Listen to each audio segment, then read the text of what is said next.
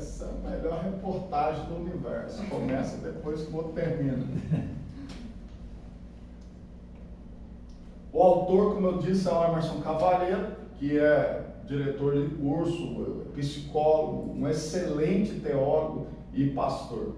Escreve muito bem. Então, nós vamos ter um livro, uma matéria aí que depois vocês vão sentir vontade de fazer de novo até. Muito bom mesmo. A divisão dos livros é uma divisão muito prática. Preste atenção, ó, na unidade 1, verdade profética. Deus fala. Nós queremos chegar ao final da unidade 1 entendendo isso. Nosso Deus é um Deus que fala, que se comunica. E a verdade profética 01 é essa. Deus quer se comunicar, Deus quer falar conosco. Se a gente não entender isso, todo o resto a gente não vai entender também. A unidade 2, segunda verdade profética. Deus julga. As profecias dos profetas maiores e menores têm muito de julgamento, de orientação, de reorganização, até ressignificação de alguns parâmetros. Com o tempo as pessoas mudam. E eu vou ser sincero, se não for uma mudança liderada pelo Espírito Santo, as mudanças humanas sempre é para pior. Se não for liderado pelo Espírito Santo, o ser humano tem a tendência a mudar para pior. Dizem que com o tempo a gente amadurece. Eu costumo dizer que com o tempo e sem Jesus a gente apodrece, não amadurece. Amém? Então vamos, segundo verdade profética, é Deus que julga. A palavra julgar tem até algumas conotações bíblicas. Julgamento, liderança, orientação, vem dentro do mesmo pacote semântico. Porque Deus está julgando a situação que está improcedente, um negócio que Ele não queria. Mas em consequência desse julgamento, Ele também está reorganizando, orientando. Deus restaura, unidade 4. Então, se Ele é o Deus que fala, se Ele é o Deus que julga, graças ao nosso bom Deus, Ele também restaura. E através dos profetas, a intenção de Deus é a restauração do pecador, é a restauração daquele que está errado. Ele não quer punir por punir ou punir para destruir. Ele quer disciplinar para o conserto. E isso é muito interessante. Deus controla a história. Nós vamos perceber que as profecias não tocam só Israel, tocam os gentios, toca toda a humanidade, toca toda a história humana. Então até quem não acredita em Deus, ele não sabe, mas Deus está regendo a vida dele, mesmo que ele não saiba disso. Deus está estritamente no controle da humanidade. Amém? A nossa unidade de hoje é fantástica. Verdade profética, Deus fala. Achei fantástico.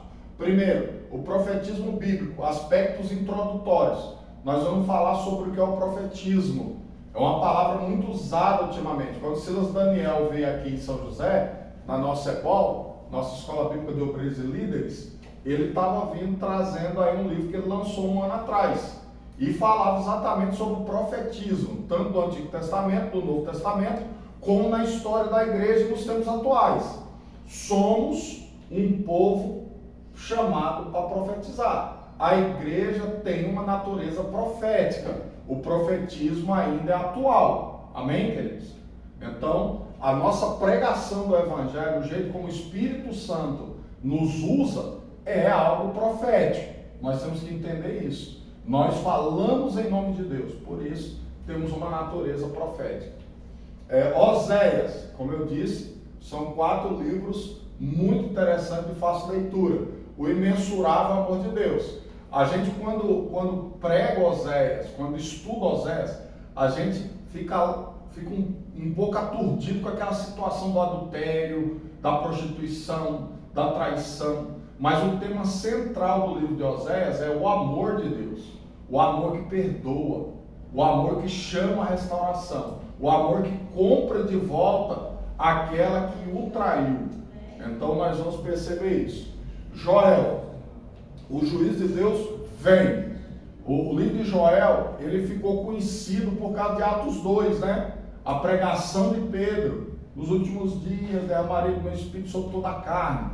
Mas, irmãos, a concepção do livro de Joel, ela é diferente disso, ela tem muito mais coisas que isso. Aqui vai falar do juízo de Deus, o grande e terrível dia do Senhor. O juízo de Deus é o juízo, é um só? Não. Durante toda a história bíblica e pós-bíblica, nós vemos grande juízo de Deus durante um tempo. E aí nós vamos perceber isso. Amós, o resgate da verdade na adoração e na justiça. Amós é um livro que eu amo. Eu sou apaixonado por Amós, já preguei muito Amós. A minha primeira pregação no público foi Amós. Por que eu gosto de Amós? Porque eu trabalho com assistência social há muitos anos. Eu gosto de gente. Eu fico triste de ver a injustiça social, a desigualdade social, os problemas causados pela ambição humana. E não adianta dizer que Deus quer assim, por isso que é assim. Não é. Tem muita coisa que não é que Deus quer, é consequente à nossa natureza caída. Por Deus, irmãos, pela natureza de Deus, Ele quer abençoar. Só que nós vemos as pessoas destruindo aquilo que Deus constrói. E a igualdade dentro da lei era muito diferente dos... Pode ser o Beatriz. Era muito diferente dos outros povos. A lei de Moisés preservava a viúva, o órfão, o escravo. A lei de Moisés previa uma assistência social prática. Quando você for lá limpar, fazer colheita, deixa sempre um pouco. Pode alguém com fome passar lá e pegar um pouco para levar para sua casa, é o respiro, deixa lá um pouco. E aí vi que a intenção de Deus era trazer um equilíbrio. E a gente vai pensar sobre isso. Com o tempo, os homens foram ficando cada vez mais ambiciosos, descontentes com o que tem, querendo mais. E quando um tem dois, geralmente o outro não tem nada. E aí era o que acontecia em Israel e em todo mundo até hoje. Só que em Amós chegou a um patamar de muita desigualdade. Aí Deus vai falar com esse povo sobre soberba, sobre a prepotência deles, a dependência deles do dinheiro, a opulência, as pessoas extremamente comendo do bom e do melhor e do lado de alguém com fome. E Deus olha para isso nas escrituras, em vários momentos Deus olha para isso. Então nós vamos entender isso. Hoje, com esse antagonismo esquerda-direita, politicagem demais, estão tentando politizar a própria Bíblia. E tem gente falando que Deus não tem esse negócio de justiça social, que isso é coisa de comunista. Aí vem os camaradas da esquerda e dizem, não, mas o Jesus era comunista. E nenhum nem outro, irmãos. Nenhum nem outro. A gente tem que analisar esse contexto aí e vamos chegar ao meio termo. Tá bom, queridos? Vamos chegar ao meio termo. Obadias, o orgulho precede a ruína. Se eu não me engano, Obadias é o único que dirige uma palavra profética direto para extra-fronteira, para fora de Israel. E você vai perceber que, mesmo que o povo de Israel está sendo julgado, e Deus permite que nações estrangeiras conquiste, destrua, mas o povo de Deus é protegido por Deus.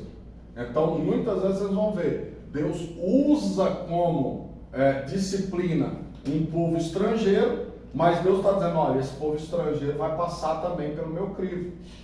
E aí Obadias vai mostrar que os povos que dizem, ei, destruímos Israel porque nosso Deus é mais poderoso. Eles vão ter que responder por isso em algum momento. Tá bom? Então, veja que é coerente todo o trabalho.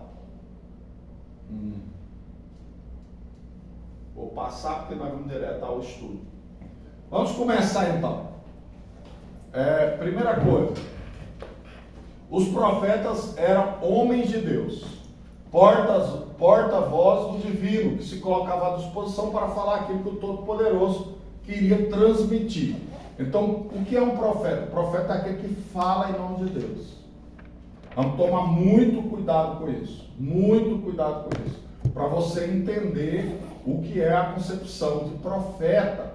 Qual é o ofício? Qual é o interesse? E aí eu peço que vocês me acompanhem, me ajudem. Tá bom? Eles não profetizavam o que queria. 2 Pedro vai explicar isso. segundo a própria vontade, mas tomavam todo o cuidado para falar somente aquilo que deveria ser dito, verdadeiramente da parte do Senhor. Não havia espaço para emocionalismo. Em seus lábios estava sempre a expressão, assim diz o Senhor. O que é que emocionalismo tem a ver com profecia de hoje? Irmãos, eu chego num ambiente extremamente, vamos dizer assim, efusivo. Todo mundo, glória, me recebe muito bem. Eu como um homem de Deus, eu como um pregador, eu como um pastor, eu quero abençoar aquele povo. Aí eu chego e falo assim, vou profetizar na vida de vocês. Essa vai ser a melhor semana da vida de vocês, por causa de um culto emocionalmente positivo. Só que se Deus não me mandou profetizar essa bênção para todos, eu posso profetizar essa bênção para todos? Não posso. Eu não posso basear o que Deus está falando no que eu estou sentindo. O sentimento do profeta, ele fica de lado. Eu garanto para vocês que quando Jeremias chorava, ele chorava por quê? Porque ele tinha que falar coisas que ele não queria falar, mas que Deus mandou falar. Ele não queria profetizar maldições, destruição, juízo, disciplina, mas Deus mandou. E ele tem convicção. Jonas, quando profetizou contra Nínive, o problema dele, que ele não queria profetizar, é porque Nínive era inimiga cruel de Israel. E ele falou, vou profetizar, eles vão se arrepender e o Senhor vai restaurar eles, vai perdoar eles. É isso que eu não quero. Então, quando o profeta tem consciência de que ele fala o que Deus manda e não o que ele quer, o que ele deseja, o que ele sente, ele se torna fiel à profecia. O problema é que hoje realmente as profecias são emocionais, são circunstanciais. Eu olho a igreja, eu vejo alguém com um terno mais bonito, eu digo, Deus vai te prosperar, porque eu já vejo um caminho de prosperidade na vida daquela pessoa. Eu vejo um menino lá, todo arrumadinho de óculos, carinha de nerd, aí eu digo, Deus está te dando uma faculdade, você vai chegar longe no estudo. Tem cara de estudante. Então isso é errado. Isso aí que eu chamo de profecias genéricas, que vão pela aparência e pela circunstância. Deus, irmãos, ele é diferente. Quando Deus está falando, a coisa que você menos vai perceber é a aparência. Ele vai virar o jogo. A pessoa que está lá no fundo, já aconteceu comigo, do lado de fora da igreja, lá na parte da garagem, que era um salão, na época a pastora da igreja foi até lá fora e falou comigo coisas fantásticas, se cumpriu 3 meses depois, a respeito de ministério. Eu vestido a paisana, eu jovem, ela não tinha nenhuma noção de que eu tinha ministério, que eu pregava, ou que eu queria dirigir igreja, ou que eu estudava, ela não me conhecia. Inclusive, depois eu estive com ela várias vezes, ela não lembrou que ela tinha falado comigo. E foi dito e feito. Ela não olhou para a minha aparência, ela não olhou para a circunstância, ela entregou aquilo que Deus mandou e foi perfeito. Mas hoje nós não vemos dessa forma. Chega para pregar alguns profetas pregadores que temos hoje, numa igreja grande, numa sede, sempre tem uma profecia guardada no bolso, para o presidente ou para a família do presidente. E sempre é ótima, sempre é maravilhosa. Essas pessoas nunca erram, nunca pecam, nunca tem que se consertar. Elas sempre têm uma profecia maravilhosa a respeito deles.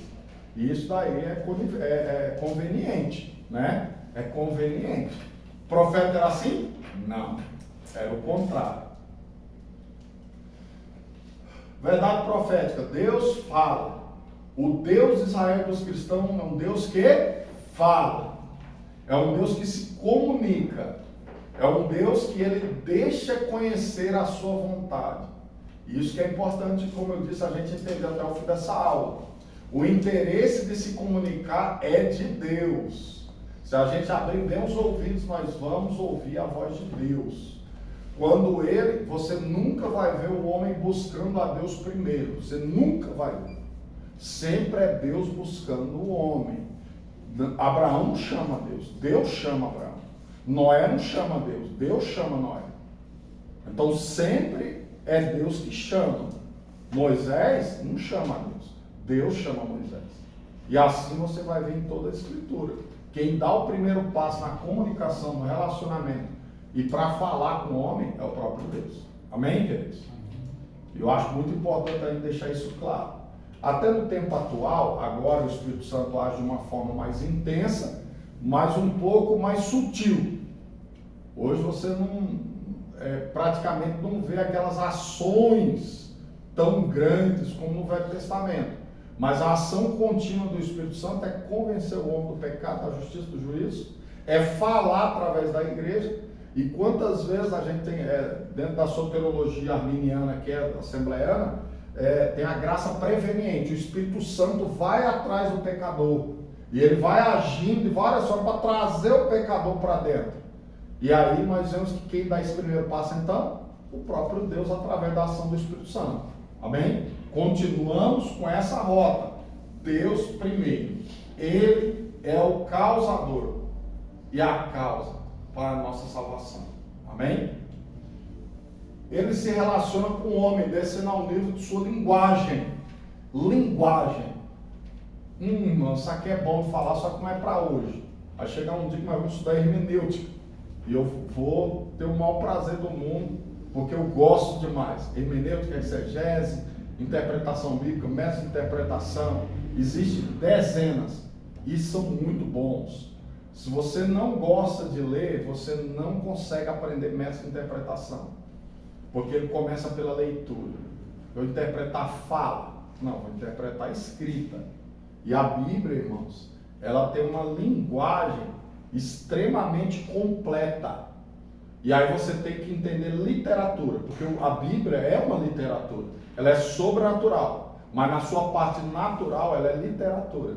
Então, se eu não entender de literatura, princípios de literatura, se eu não entender figuras de linguagem, se eu não entender o que é antropomorfismo, o que é antropopatia, você vai olhar um monte de gêneros na Bíblia, e se você não entender, às vezes, em 1 Coríntios, Paulo está dizendo: vós sois santos, vós sois sábios, vocês têm tudo e nós não temos nada. Aí alguém está vendo? Ele está aqui, ó, eu escutei isso, homem. Ele está aqui, ó, parabenizando, elogiando a igreja de Corinto. Irmãos, essa linguagem chama-se ironia. Paulo fez isso, Jesus fez isso. Vários lugares na Bíblia você vê esse tipo de linguagem, chama-se ironia.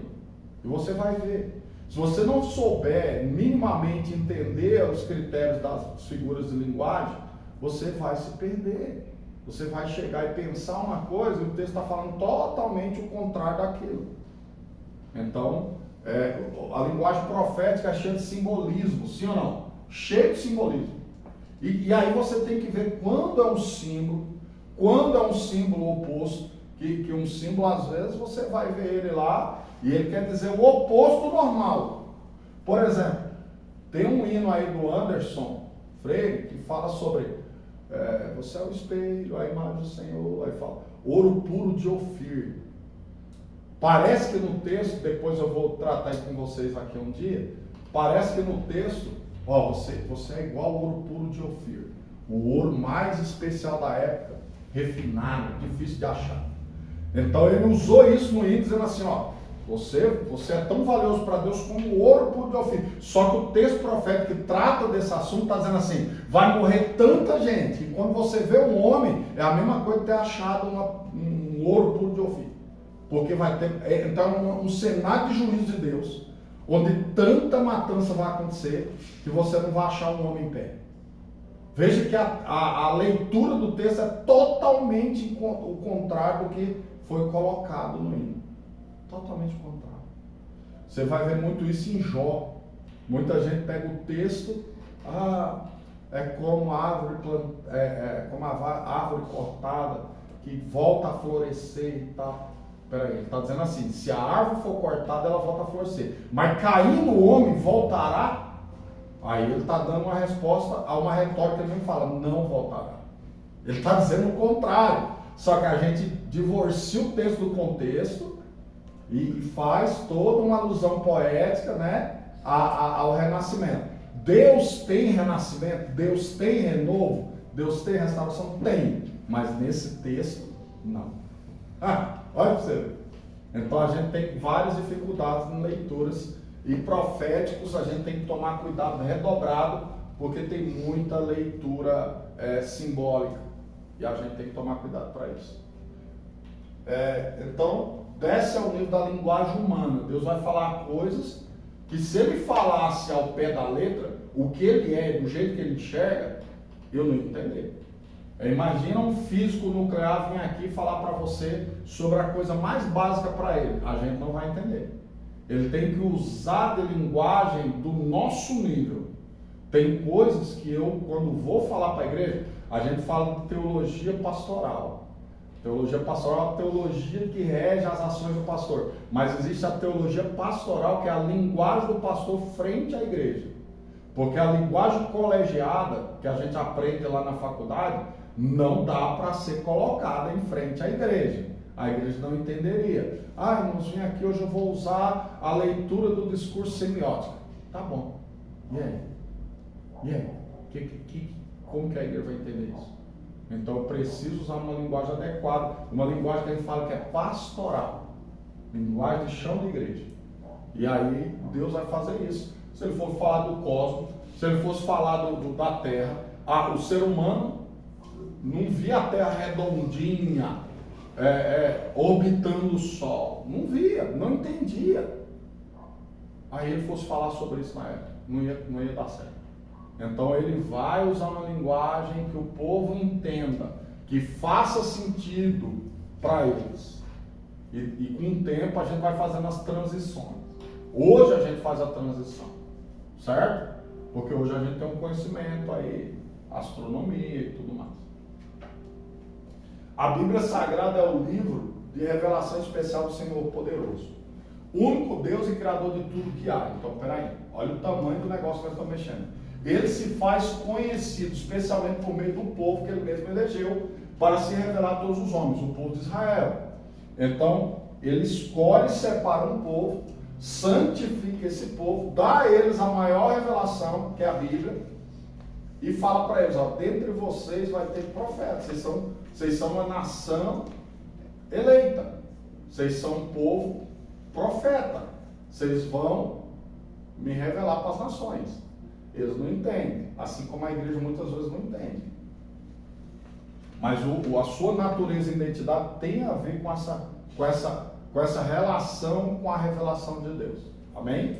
E eles vão ocupar esse lugar durante um tempo. O profetismo bíblico, aspecto introdutório.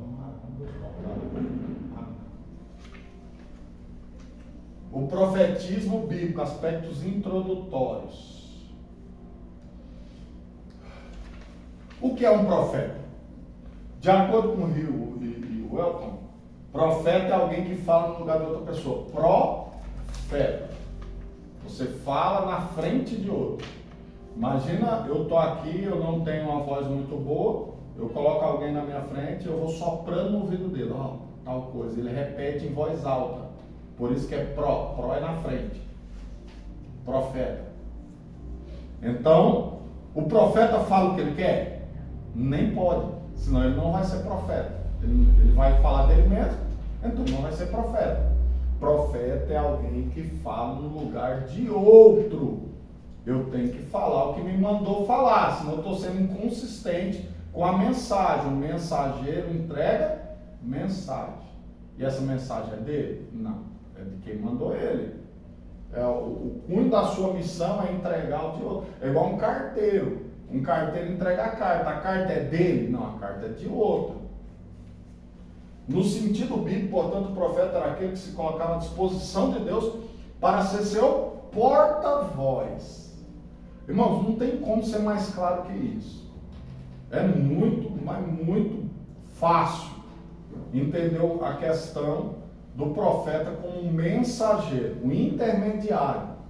O sacerdote levava as ofertas do povo a Deus. O profeta fazia o caminho inverso, trazia a resposta de Deus ao povo. Amém, queridos? É o caminho inverso. No sentido bíblico, portanto, então, um porta-voz, para anunciar uma mensagem especial, não uma geral. Eu estou transmitindo o que já está aqui. Tá bom, eu sou só um propagador. Eu sou só um multiplicador da mensagem. Mas essas mensagens proféticas eram especiais. John Stott, no livro sobre pregador, ele diz que o pregador substitui a função profética. E eu temo que não. Que dentro da nossa missão pode haver uma missão profética. Geralmente a tem. Geralmente, dentro da palavra pregada, temos acesso ao sobrenatural. E eu posso, sem querer, sem minha inserção de vontade, eu estou em casa lá estudando para pregar amanhã na igreja, Deus me dá uma palavra sobre um grande desafio, uma grande luta para ser fiel, para se manter firme na tribulação. Aí segunda-feira acontece um terremoto. Segunda-feira explode um problema enorme na sociedade brasileira. Ele me usou na palavra, mas de forma profética, para antecipar um curso de ação para que a igreja ou quem me ouviu ficar firme. Isso acontece ou não? Acontece muito. É uma palavra original minha, eu estudei para isso, porém a essência e a manipulação, a direção daquela palavra, ela é profética. Ela é profética. Isso pode acontecer e acontece muito mais do que você imagina. Muito mais do que você imagina. Mas a própria ação do pregador, pegar a palavra, interpretar e entregar, não delimita necessariamente uma ação profética. Ela é mais natural. E a profecia é especial. Uma mensagem especial. Dentro de um contexto específico e necessário. O sacerdote no templo, ele lia a palavra. Para exílio. O templo, eles iam lá e liam a palavra.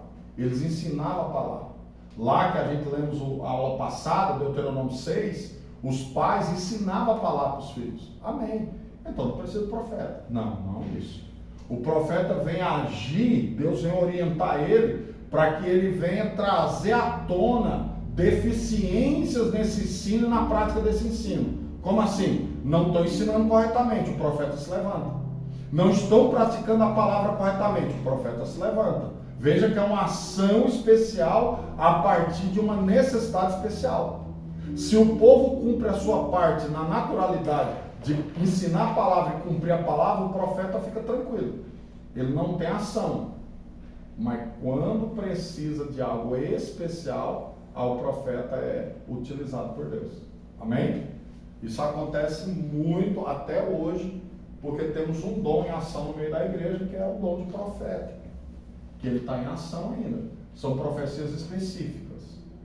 Existe uma briga muito grande entre reformados e protestantes, entre protestantes reformados e protestantes pentecostais, porque eles vão dizer que os dons cessaram porque a Bíblia é completa. Só que a Bíblia ela é uma revelação completa em si mesma. Mas tem coisas que sempre necessitarão da intervenção de Deus. Em qualquer ocasião, intervenções pontuais, específicas. Você vai ver na história Deus preparando grupos regionais, pessoas, e Deus chegar e falar, vou levantar você para isso. Especificamente.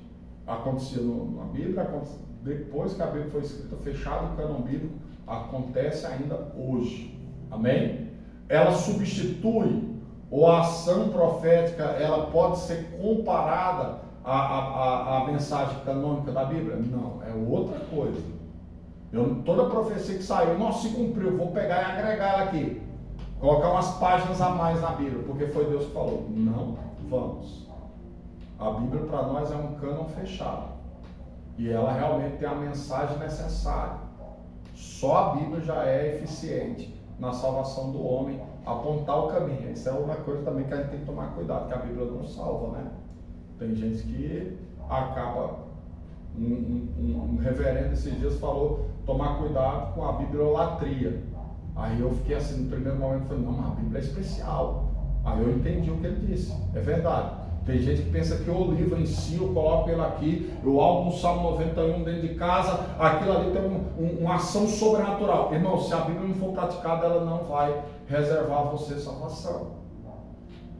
As palavras da Bíblia só tem efeito na nossa vida, na nossa vivência, na minha fé. Se eu crer, a fé vem pelo ouvir, e ouvir pela palavra de Deus. Se não for desse jeito, não tem ação. Não é o livrinho preto lá na minha mão que vai fazer de mim um agente sobrenatural de Deus. Eu tenho que crer nela e viver ela para que aconteça o que ela diz que vai acontecer. Historicamente foi Samuel. Eu dei um pulinho, né? Vamos lá de novo. Não dei pulinho nada. Historicamente foi Samuel quem deu ao ofício de profeta o caráter de classe organizada. Havia a escola de profetas, sendo que a primeira delas estava situada em Ramá. Vocês vão ver isso lá em 1 Samuel 19, 20. Essas escolas tinham por iniciativa trabalhar a espiritualidade dos que nela participavam, de maneira que por meio de oração e meditação fosse desenvolvida intimidade com Deus. Eu imagino que na escola de profetas eles ensinavam também a ética profética. Como que entregar? Não era só a questão espiritual.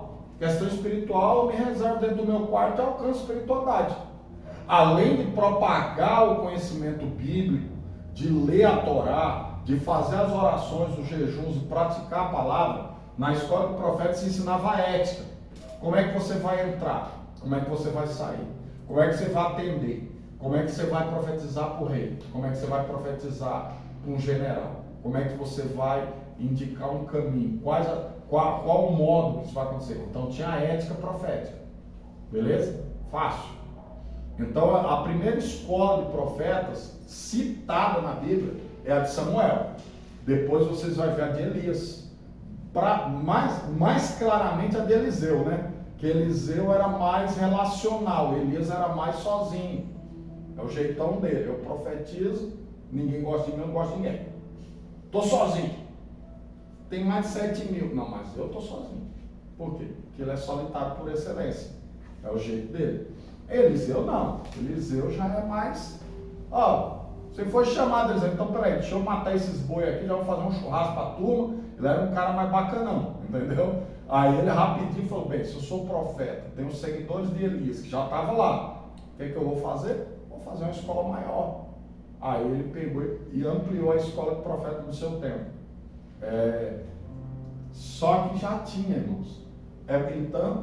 No entanto, é preciso considerar que antes dessa organização, personagens bíblicos foram conhecidos como profetas.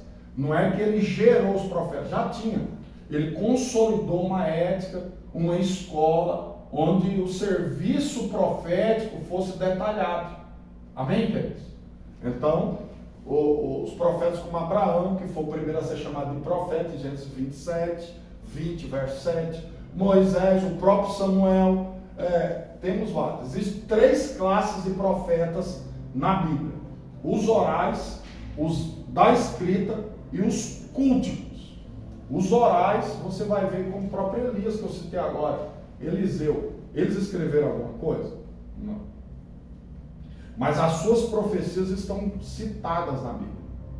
E eram orais. Deus usava eles só de forma orais. Eles não escreveram. Aí tem os da escrita. Estamos vendo eles agora. Os 4 maiores, os 12 menores. Deus usou eles para escrever.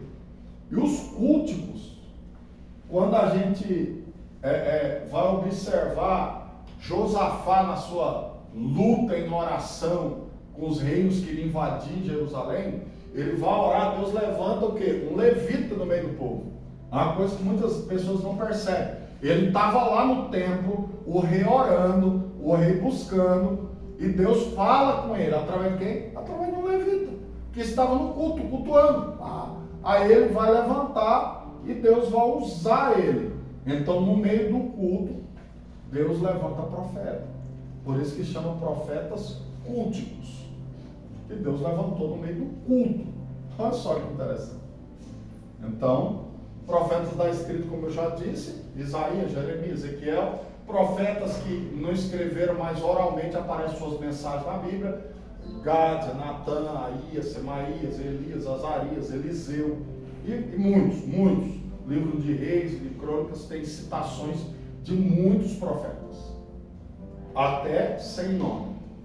Função do profeta, isso é muito legal, porque eu tenho uma visão muito prática das coisas, e aí eu olho, irmãos, e penso que título é perigoso. Título por título é perigoso. Você ter um título e não fazer o que aquele título te pede para fazer, porque está num pacote, é perigosíssimo. É uma dívida. Para mim é uma dívida. Eu sou diácono, mas não sirvo. Eu sou pastor, mas não pastoreio.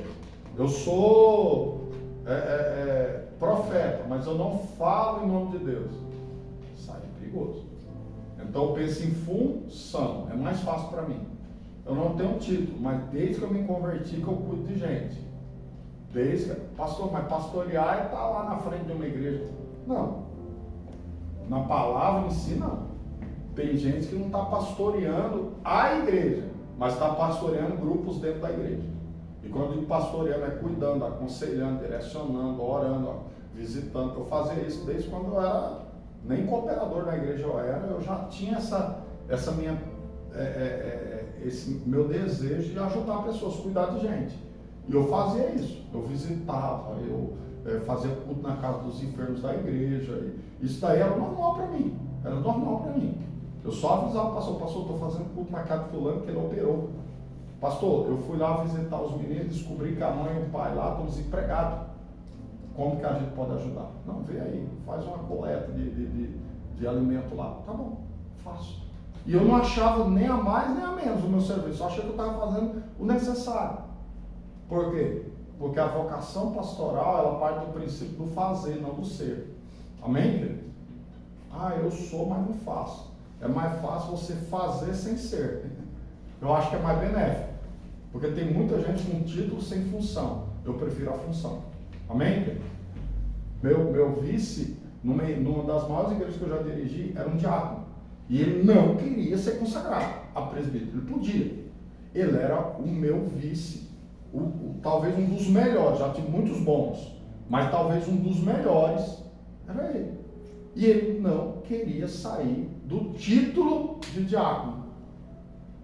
No dia que me consagrava, me tirar daqui e me colocar para dirigir a igreja, eu quero servir aqui. Eu falei, tá bom. E eu fui levando, era o melhor. Eu tinha às vezes 5, 6 presbíteros, evangelistas, pastor no púlpito, e o pessoal falava assim, mas o seu vice é um diácono. E ele vai falar para a igreja tirar ele. O melhor pastor que eu tinha na igreja era o diácono.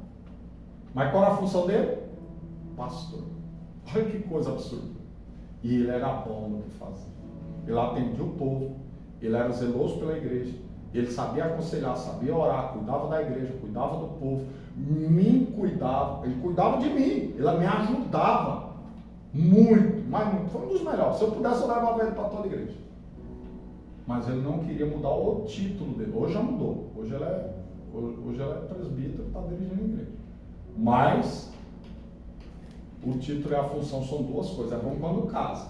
É bom quando o que você tem de nome casa com o que você faz, com o que você é. Sim ou não? Aí fica melhor, né? Há 2 termos importantes que estão ligados à função de profeta. O primeiro deles é Nabi. E o segundo é José. Bento, pastor Bento veio aqui. Ele é Esdras Bento. Nossa Deus. Escreve demais, ensina demais. É fantástico o ensino dele. Profundo, carioca. Explica que o termo é oriundo de uma palavra de raiz hebraica que significa ferver, borbulhar, líquido em evolução. Logo, o profeta é aquele que ferve com a inspiração, a mensagem divina, sugerindo assim o despejar de palavra gerada por animação fervorosa ou por inspiração divina. Então, o ato de profetizar é algo efervescente, no sentido da palavra. Por isso que quando a pessoa profetiza, todo mundo vê. Lembra do capítulo 10 do livro de 1 Samuel? Que ele vai dizer para Saul, ó, vou te consagrar rei, vai ter um sinal. Quando você descer de volta para sua casa, você vai passar num arraial de profetas. Deus vai te tomar lá. Você vai profetizar e vai ser transformado em uma outra pessoa. Quando ele passa lá no verso 6, aí diz que o Espírito toma ele profetiza e ele é transformado em outra pessoa. E aí as pessoas olham e falam assim, ei, não é Saul que está ali? É. Mas ele agora é profeta? Por quê? Porque o profeta se percebia pelas suas ações. O ato de profetizar era um ato estático. Até 3 autores muito consagrados que eu conheço, eu até conversei diretamente com eles, um deles eu citei aqui, Silas Daniel, ele fala que as línguas estranhas no Velho Testamento eram essas expressões estáticas que eles vão traduzir por profecia. Eles estão profetizando, na verdade eles não estavam profetizando, eles estavam falando em línguas diferentes. Tanto Saul como naquela circunstância em que Deus tira do espírito de Moisés e coloca sobre os 70 líderes. E aí alguns estão profetizando, fora do próprio arraial estão profetizando, fora do local de encontro dos profetas. E aí Josué vai até lá e fala assim, tem gente profetizando lá fora, manda parar. Ele fala, não, quem dera que toda a nação fosse de profetas. Deixa Deus usar. Mas o que é que eles estão fazendo? Estão falando línguas estáticas. Só que ainda não tinha uma denominação atual para isso. Vou chamar de profetizar. Só que quando alguém está falando em línguas, está em êxtase, todo mundo vê. É essa tal da ebulição que o autor está colocando aqui. Era algo visível. Amém, queridos? Era algo visível. Pastor, o dom de interpretação de línguas também poderia classificar como uma certa desmembramento dessa profecia? Eu acredito que não, porque ela está dividida lá. Mas ela é, se você pegar e somar as línguas e a interpretação, você vai perceber que é o que Paulo dizia, ela vai tornar a função da profecia. Eu digo que na sua natureza não, mas na função sim. Por que na função sim? Porque Paulo diz assim, quem fala em línguas só edifica a si mesmo. Ninguém entende. Ele fala diretamente com Deus em mistério, mas ele edifica a si mesmo. Agora, quem fala em línguas tendo quem interprete, vai edificar a congregação. Qual que é o papel da profecia na congregação? Edificar. Ele diz, entre orar em línguas e profetizar, é melhor profetizar porque edifica mais gente. E ele está usando a mesma lógica para o dom de interpretação de línguas. Só que não é a mesma coisa. Por quê? Porque tem uma diferenciação na própria Bíblia. Eu não posso dizer então que é a mesma coisa. Certo? Mas é isso aí. O termo Rosé significa vidente. E a gente tem que tomar cuidado, porque hoje a gente falar de vidente, a gente está falando daquele adivinho, pai Joaquim, mãe Diná. E não é isso. E não é isso. Amém, queridos? Não é nada disso. Então vamos tomar cuidado para a gente não se enganar com a palavra vidente em algumas traduções bíblicas. Está lá escrito vidente. Por quê? A palavra vidente não é uma palavra oriunda lá vamos dizer assim, do paganismo. Vidente é uma palavra neutra, alguém que vê. Alguém que vê. Só que, lógico, o esoterismo toma conta da palavra. Então, quando eu penso em vidente, eu já penso no pai Joaquim, na mãe Diná, não sei quem, não é? Mas na Bíblia não é essa a questão. Inclusive, adivinhação não é revelação. Adivinhação não é profecia. Adivinho é um pecado terrível na Bíblia, condenado em Levítico. Agora, profeta era aquele que via. Via por quê? Porque Deus o revelava. Quem que estava revelando para ele? Deus. Para quê? Para edificação. Para poder exortar, para poder preparar para algum mal que estava vindo, para dar uma resposta. Então, como que o vidente vai trabalhar? Visões, sonhos, própria palavra audível de Deus, como foi para Samuel, ainda adolescente, e por aí vai. Aquele que tem visões, para clarificar isso, recorre aos autores já citados, que é o Bento e o Cássio. O vocábulo indica o que está por trás do pronunciamento inspirado do profeta. O profeta era primitivamente, desde antigamente, chamado de vidente, porque era sobrenaturalmente capacitado a ter visões e a ver aquilo que se encontrava além do conhecimento humano comum. Então, Eliseu estava lá, lembra? Eliseu, principalmente, é claro isso.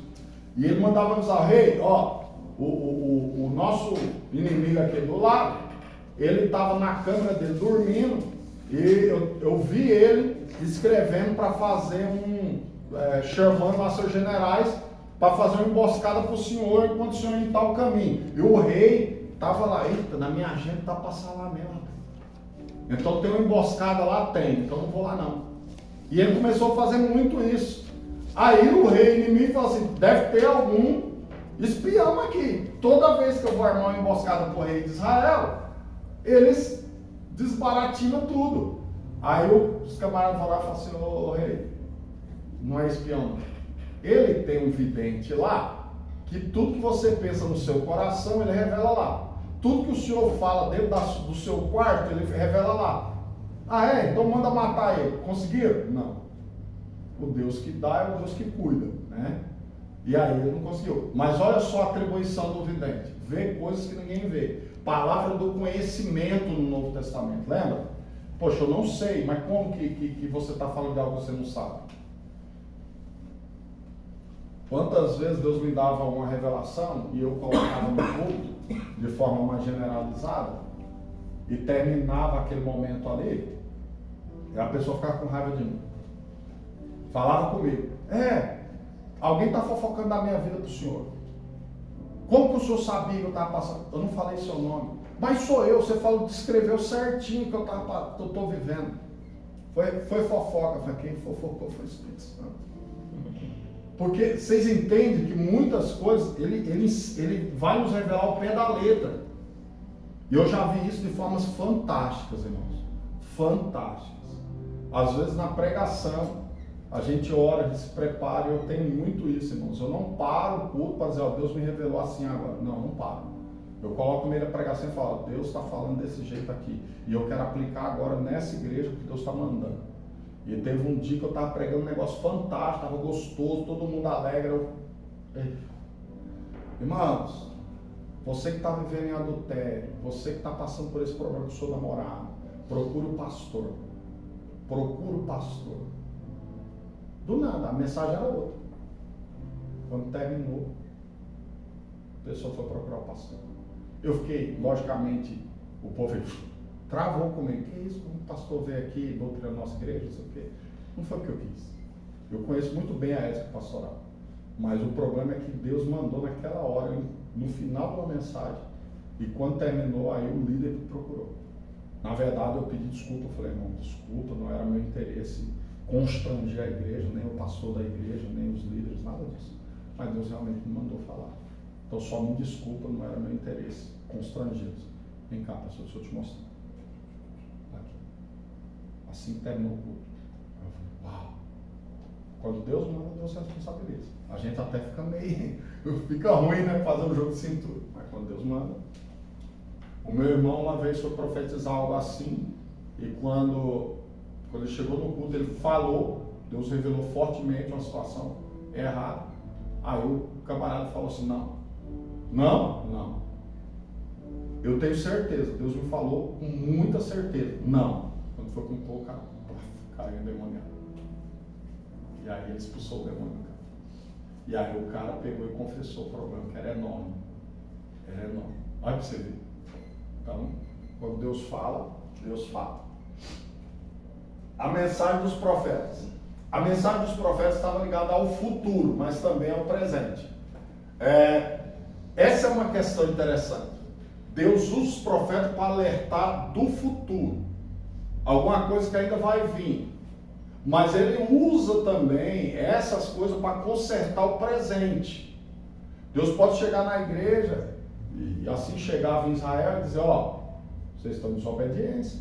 Vocês vão perceber que as profecias são para resolver o presente. Mesmo quando tem uma revelação para o futuro, mesmo quando ele fala, olha, eu vou livrar Israel, olha, isso é coisa que nem se cumpriu ainda, quer dizer, coisa para 3.000 anos. Mas o interesse de Deus não é para 3.000 anos, o interesse de Deus é para aquela geração. Ele está dizendo, ainda no futuro, eu vou resolver assim, assim, assim. Mas eu estou revelando para vocês, para que essa esperança, esse pré-conhecimento do que eu vou fazer, alimente a fé de vocês e alimente a fidelidade de vocês. Então, o futuro eu vou agir, mas hoje eu já estou dizendo para vocês, pega firme comigo, fica na fidelidade comigo. Então, a revelação de Deus tem um quê? Futuro, mas propriamente e sempre tem a vontade de Deus de mudar o presente, tá bom? Mudar o agora. Denunciar os pecados da nação. Denunciar é papel profético. E isso é perigoso, porque você tem que ter convicção que Deus mandou denunciar. Não é porque eu acho que alguma coisa está errada que eu vou sair. Eu sou profeta, eu falo mesmo. E tem gente nessa ideia, eu sou profeta, eu falo mesmo. É extremamente deselegante com as pessoas. Trata todo mundo mal. É mal educado com as pessoas. E não é assim. O pastor está lá dirigindo um culto, às vezes dá oportunidade, a pessoa não vai bem, o profeta, eu estava pregando num congresso longe aqui em Caraguá, a irmã atrapalhou minha mensagem, saiu rodando, entregando umas profecias estranhas. E eu digo, não é isso. Isso daqui não alimenta, isso aqui tira o foco. Não é interesse de Deus fazer as coisas mal feitas assim. Tem que ter ordem da essência. E aí você, como eu disse, tem vezes que não é do jeito que a gente quer, mas minimamente Deus é um Deus extremamente organizado. Amém? Então temos que tomar cuidado com isso. Temos que tomar muito cuidado. Mas que Deus denuncie os pecados, Ele denuncia. Às vezes publicamente, não, pastor, Deus não envergonha ninguém. Quem disse isso? Onde está na Bíblia? Deus denuncia pecado. Esse é um problema. E a gente tem que ter medo mesmo. A gente tem que chegar na igreja e ficar, vamos dizer assim, com temor no coração. Isso é o que Paulo disse. Quando chegar na igreja e tem profecia, vai ter aquele temor lá. Vai ter aquele, opa, sim ou não? E eu acho que era bom. Meu Deus. Quando a gente fazia os cultos nossos, chegava o profeta que a gente tinha medo, a gente dizia, aí os meninos ficavam tudo assim. E de vez em quando tinha um dedinho, e era batata, irmão, certinho, batia certinho. Só via a mãozinha, Jesus me arrependo. Isso provocava um temor. Irmãos, vamos buscar aí, vamos orar. E todo mundo ia, porque tinha aquele temor. E não errava, irmãos, e não errava. O alvo. E não matava ninguém. Pelo contrário, tirava da morte. Esse é um problema. Só uma pergunta, no caso, se naquela época, quando Deus mandava uma mensagem para o profeta para revelar, assim, uma visão, no caso, coisas que iriam acontecer futuramente, como que aquilo se refletia naquele tempo? Que nem, por exemplo, na época de Daniel, Deus profetizou que a ciência vai se multiplicar, que muitas coisas iriam acontecer. Como que essas profecias se refletiam naquela época? Se nem existia, por exemplo, energia elétrica Sim. Lembra que eu falei da linguagem? Uhum. Então, a ciência se multiplica. Mas o que é ciência? Ciência é conhecimento. Então, ele está na Babilônia. Babilônia é o berço de grande avanço científico com relação à astronomia. E não é só aquela astrologia, aquele negócio de esotérico, de signos e horóscopo. Não, a própria astronomia mesmo. Olhar os astros, as estações. Babilônia é o centro disso. Grande avanço em engenharia. Eles construíram grandes espaços que estão lá até hoje. Vamos também tocar a história do Egito. Eles foram trabalhar nas construções do Egito. Até hoje, a ciência da engenharia das pirâmides é estudada. Até hoje. Então, o avanço científico para cada época é uma coisa. Hoje, se eu falar para você em tecnologia, você vai pensar em computação.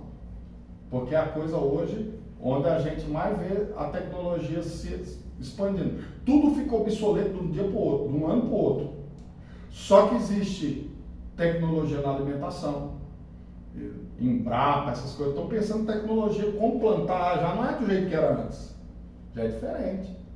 Vamos pôr aqui um inseticida. Não, vamos soltar aí uma joaninha aí, que a joaninha come os pulgão. Não, isso é uma tecnologia que eles descobriram.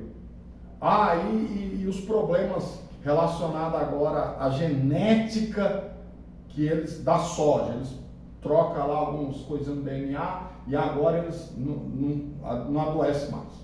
Dura o dobro do tempo. Então, é uma tecnologia aplicada, não é só informática. Os crescimentos científicos da época também era exponencial, também era enorme. Só que Daniel está dizendo dentro da Babilônia, ó, vai aumentar a tecnologia, vai aumentar a ciência, o conhecimento vai se expandir. Só que não é só isso. Ele está falando sobre a sucessão dos impérios. E é engraçado que no começo do livro está com o Império Babilônico em alta. No final do livro, quem está lá é os Medo-Persa. A primeira sucessão já ocorreu. Ele ensinou sobre os 4 grandes impérios: Babilônia, Medo-Persa, gregos e romanos. E logo no começo, logo quando ele profetizou, o primeiro já aconteceu. Então, ele está colocando coisas ali, e o povo que ouviu Daniel, como que eles se sentiram? Ó, Deus está no controle. Que é essa a intenção. A intenção é essa, ó. Imagina você estar com um líder que parece que um sapão está indo. Imagina um líder chegar e falar assim, ó, nós vamos virar aqui, nós vamos fazer aqui, quando for daqui a 10 dias vai acontecer assim. E acontece. Você vai falar, cara, vou confiar nesse cara. Vou confiar nesse cara que ele é visionário, ele sabe o que está fazendo. Então o profeta vem para mostrar para o povo de Deus que Deus domina a história, que o futuro está garantido, porque Deus domina. Pô, nós estamos sem eira nem B, nós estamos no meio de tudo e quem comanda o negócio é um babilônio, um caldeu. Quem domina aqui, meu Deus, e o nosso Deus onde é que está? Aí vem a profecia, vem Deus falando com o povo, ei, estou no mesmo lugar, estou no trono. O caldeu que foi dominar sobre vocês, fui eu que mandei. Eu também vou tirar ele e vou pôr os Medo-Persas, os Darius e Círios da vida. E não vão parar por aí, depois vão vir os gregos. Quem eram os gregos na época de Daniel? Não era ninguém. Inclusive os medos, a média era desse tamaninho. Juntou com a Pérsia, virou um gigante. Os assírios dominaram a Babilônia durante muito tempo. De repente a Babilônia do nada se expandiu e engole todos os impérios da época. E aí Deus está dizendo, eu estou nesse negócio. Eu estou usando eles. Então, quando Deus ele profetiza de um futuro, e esse futuro vai ocorrendo, o que acontece? As pessoas vão dizendo, ei, Deus sabe o que está fazendo. Porque tem hora no meio do vendaval, o ser humano vai pensar que Deus não está no controle. Isso é o que mais acontece, sim ou não? Acontece. Então, essa é a intenção. Então, quando a profecia vem, contextualiza ela no imediato. Por isso, quando a gente faz interpretação bíblica, a gente pensa na mensagem do mensageiro no cenário. A gente pensa no que a gente chama de destinatário, no emissário sempre é Deus, né? Deus mandou. Mas quem levou a mensagem foi Paulo. Qual era o tempo de Paulo? Quem era o destinatário de Paulo? Aí a gente tem uma visão daquele momento histórico, que a gente fala que é a leitura histórico-cultural. Aí a gente vai estudar a gramática depois. Mas o histórico-cultural é importantíssimo para a gente entender. É bem interessante isso. Então denunciava os pecados das nações, anunciava o futuro, às vezes a punição, o castigo, ou então a restauração. Está indo para a Babilônia, Jeremias está dizendo, ó, só vai ficar 70 anos.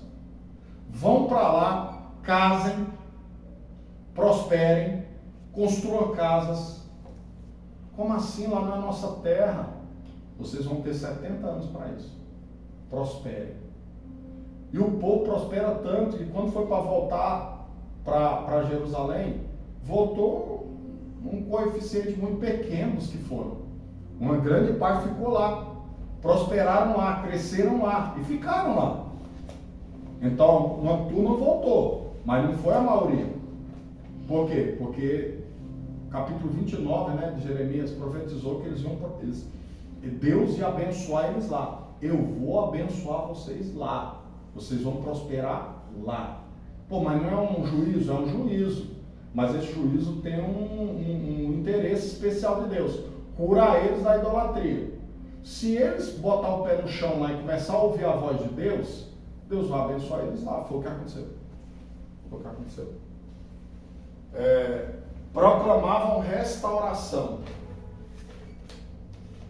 Está indo para a Babilônia. vou esmagar, vou destruir por causa da soberba, da idolatria e da rebeldia. Mas vou prosperar, vou abençoar, vou curar, e vocês vão voltar para a sua terra depois de 70 anos, curados da idolatria. Foi o que aconteceu. Os profetas do Antigo Testamento estão classificados